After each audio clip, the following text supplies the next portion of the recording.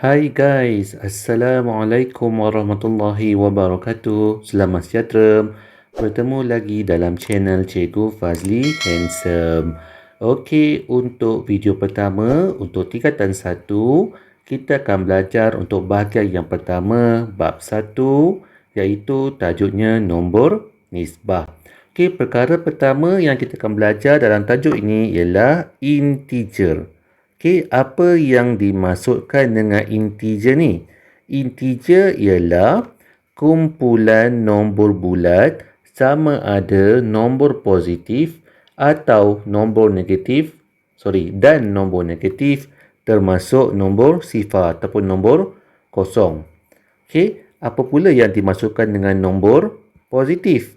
Okey, nombor positif ialah nombor yang ditulis dengan tanda ataupun simbol tambah ataupun positif ataupun ditulis tanpa tanda. Contohnya positif 2, positif 7, 8, 12. Okey, kemudian tengok pula apakah yang dimaksudkan pula dengan nombor negatif. Nombor negatif ialah nombor yang ditulis dengan tanda tolak. Okey, sebelum nombor tu ada tanda tolak. Contohnya disebut negatif 3, negatif 10, negatif 20 dan sebagainya. Okey. Contohnya, contoh yang pertama, tentukan nombor berikut integer atau bukan. Okey, tengok. Yang pertama, 16. 16 ni integer atau bukan? So, bila tak ada tanda ni bermaksud di nombor positif, so dia adalah integer. Okey, jawapannya ialah ya. Okey, yang kedua, negatif 3.4. Okey, walaupun ada simbol negatif tapi dia ada tanda perpuluhan. So, dia bukan.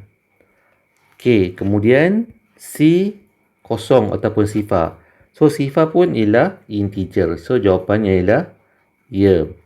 Okey, D negatif 2/3. Okey, bila nombor pecahan saja, automatik dia bukan.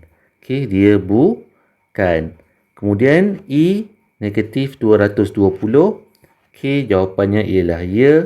Okey, jawapannya ialah ya. Dan akhir sekali 4.2 ataupun 4.2. Okey, ada tanda sini, ada titik. So, jawapannya bukan. Okey, senang dia nak kenal. Okey, sama ada dia nombor kosong, nombor yang bulat positif ataupun nombor bulat yang negatif. Okey, contoh yang kedua pula. Okey, wakilkan perubahan yang bertentangan dengan menggunakan nombor positif dan nombor negatif. Okey, yang pertama untung 500. So, bila untung kita akan pakai tanda positif, bila rugi kita akan pakai tanda negatif. So, bila sebut untung 500 bermaksud positif RM500. Okey. So, bila rugi RM80, rugi tanda negatif. So, rugi RM80. Okey. Yang kedua, 5 meter di atas paras laut ataupun 42 meter di bawah paras laut. Okey, paras laut katakan, okey, ini paras laut. Okey, saya buat contoh macam ni. Okey, di atas paras laut ialah positif, di bawah paras laut ialah negatif. Okey, ini aras laut. Okey, ataupun dia punya air lah. Okey, so atas ni positif, bawah ni negatif. Jadi bila sebut atas, dia akan jadi positif 5 meter. Okey, bila di bawah paras laut, dia akan jadi negatif 42 meter. Okey, kereta A bergerak 8 km ke arah utara. Kereta B pula bergerak 10 km ke arah selatan. Okey, kalau tengok arah mata angin, okey, kita ada utara, kita ada selatan. Okey, kemudian tengah-tengah lah. So, utara ialah positif, selatan ialah negatif. Jadi kat sini soalan C ni, kereta A bergerak 8 km ke arah utara, bermaksud positif 8 km. Okey, kereta B bergerak 10 km ke arah selatan, bermaksud negatif 10 km. Okey, boleh faham? Senang je kan? Okey, sekarang tengok pula perkara yang kedua. Okey, dalam bahagian pertama ni iaitu kita nak mewakilkan integer pada garis nombor. Okey, so dalam gambar ni ada garis nombor. Ini garis nombor. Okey, dia punya tengah-tengah ialah nombor kosong. Di sebelah kanan ni ialah semua nombor yang bernilai positif. Manakala di sebelah kiri pula ialah semua nombor yang bernilai nombor negatif. Okey, kalau tengok nombor nombor positif, okey, dia tak tulis tanda simbol, nak tulis pun boleh, tak tulis pun tak apa, tak ada masalah. So 1, 2, 3, 4 dan seterusnya lah. Okey, manakala kalau nombor negatif bermula dengan nombor negatif 1, negatif 2, negatif 3, negatif 4 dan seterusnya lah. Okey. Contoh, tentukan dan tandakan kedudukan integer yang diberi pada suatu garis nombor. Okey, soalan diberi negatif 6, 6, 2, negatif 4. Okey, perkara pertama saya cadangkan ialah kita pilih ataupun kita asingkan di antara nombor positif dan nombor negatif. Okey, sekarang tengok nombor positif ialah nombor 6 dengan nombor 2. Okey, nombor 6, nombor 2. Kemudian nombor yang negatif 4, negatif 6, negatif 4, negatif 6. Okey, sekarang garis nombor dah diberi. Sekarang kita kena susun mana nombor yang kecil, mana nombor yang besar. Kalau nombor positif, nombor yang paling kecil dahulu, tulis dulu, baru nombor yang besar. So, sini 2, sini 6. Okey, kalau nombor yang negatif, dia terbalik. So, ni negatif 4, ni negatif 6. Okey, senang je kan? Okey, B pun sama, kita asingkan positif dengan negatif. So, negatif 9 dengan negatif 11. So, negatif 11 yang paling kecil. Okey, negatif 11, kemudian negatif 9. Kemudian, nombor positif pula ada 0, ada 3. So, 0, 3. Okey, 0, 3. Okey. Tengok pula contoh yang kedua. Lengkapkan garis nombor berikut. Okey, ini 5, 15, negatif 5. Kalau tengok kat sini, okey, tengok ni lah sifir 5. Okey, bila sifir 5, ini 5, ini 15. So, tengah-tengah ni ialah nombor 10. Okey, sebab ni ialah sifir 5. Okey, kemudian antara 5 dengan 5, sinilah kosong. Okey, lepas negatif 5 ialah negatif 10. Okey, B pula. Okey, negatif 20, negatif 16, negatif 28. Okey, kalau tengok kat sini, okey, bezanya ialah hanya 4 saja beza dia. Okey, 4. Bermaksud sebelum negatif 16, kita tolakkan 4 ialah negatif 12. So, yang ni tambah lagi 4 ialah negatif 24.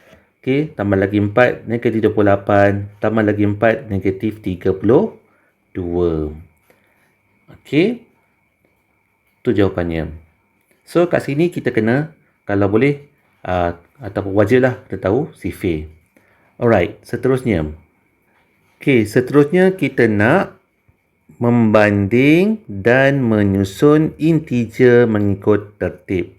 Okey, tertib ada dua. Yang pertama, menaik.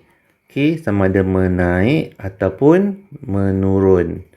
Okey, kalau menaik daripada kecil ke besar lah. Okey, kalau menurun daripada besar ke kecil. Okey. So, contoh soalan banding dan susun. Okey, negatif 4, 6, negatif 3, 5, 0, 1 ikut tertib menaik. Bermaksud kat sini, okey, daripada kecil ke besar. Okey, yang pertama seperti biasa, kena pasti dulu nombor positif dengan nombor negatif. So, nombor negatif ada negatif 4, negatif 3. Okey, negatif 4, negatif 3. Okey, so susun dulu nombor negatif. Negatif 4 dulu yang paling kecil, kemudian baru negatif 3. Okey, yang lain ialah nombor yang bernilai positif. 6, 5, 0, 1. Okey, kalau nombor yang positif, okey, senang je. So, nombor yang kecil kita susun dulu. Okey, maaf saya syul. Okey, kita susun dulu. Okey, 0, okey, 0, 1, 5, 6. Okey, itu ialah jawapan pada garis nombor. Sekarang kita nak susun pula ikut tertib menaik. Tertib menaik daripada kecil ke besar. Jadi daripada kiri ke kanan, tersusun balik. So, tulis jawapannya apa dia? Jawapannya, okey, jawapannya ialah -4, okey, -3, 0, 1, 5 dan 6. Itu jawapannya. Okey. Kemudian soalan yang kedua pula, 6, -5, 0, 4, -2, -4 ikut tertib menurun. Okey, tertib menurun daripada besar ke kecil. Okey, sebelum kita susun, kita akan susun dulu nombor ikut garis nombor. Okey, cari dulu dia punya nombor negatif, -5, -2, -4. So, paling kecil lah -5, kemudian -4, kemudian -2. Okey, sambung pula dengan nombor positif. Okey, 6, 0, 4. Okey, so jawapannya 0, 4, 6. Okey, bila sebuah tertib menurun, okey, so daripada besar ke kecil. Daripada besar ke kecil. Okey, so susun balik daripada besar ke kecil. 6, 4, 0, -2, -4, -5. Okey, so dah siap. Okey, kita menyusun. Okey, membanding dan menyusun integer mengikut tertib sama ada menaik ataupun menurun. Okey, so cukup dahulu untuk video kali ini. Okey, untuk video yang akan datang, kita akan melihat pula perkara dalam bahagian B, iaitu operasi asas aritmetik yang melibatkan integer. Okey, menambah, menolak, mendarab dan membahagi.